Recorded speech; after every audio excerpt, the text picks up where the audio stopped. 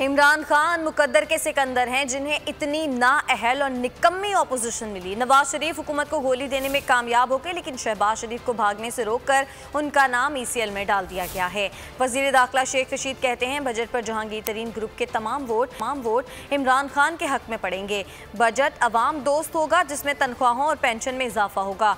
बोले middle east में चीनी वैक्सीन कबूल करने का मामला इमरान खान खुद देख रहे हैं।